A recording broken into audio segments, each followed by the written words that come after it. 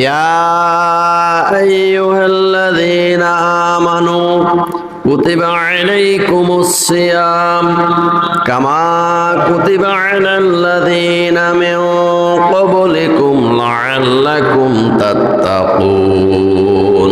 সূরা বাকারা আয়াত 183।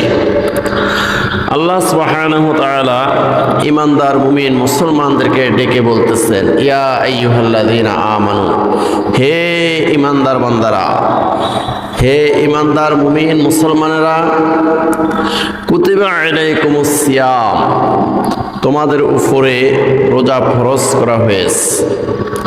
কামা কুতিবা আলাল্লাযীনা মিন ক্বাবলিকুম, যেমনি ভাবে তোমাদের পূর্ববর্তী উম্মতদের উপরেও, তোমাদের পূর্বে যে সমস্ত নবীদের উম্মতেরা এই পৃথিবীতে এসেছেন ওনাদের উপরেও এই রোজা যেমনি ভাবে ফরজ করা হয়েছে, ঠিক তোমাদের উপরেও কুতিবা আলাইকুমুস সিয়াম, তোমাদের উপরেও রোজা ফরজ করা হয়েছে।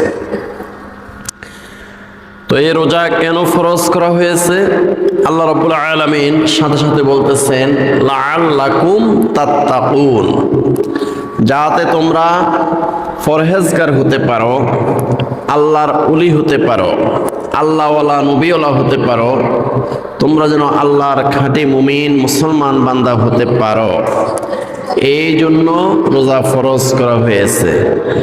লাআল্লাকুম তাত্তাকুন, রোজা এই জন্য ফরজ করা হয়েছে যাতে তোমরা খোদা ভীরু হতে পারো, আল্লাহকে ভয় করে আল্লাহর সমস্ত নিষিদ্ধ কাজ থেকে তোমরা বিরত থাকতে পারো।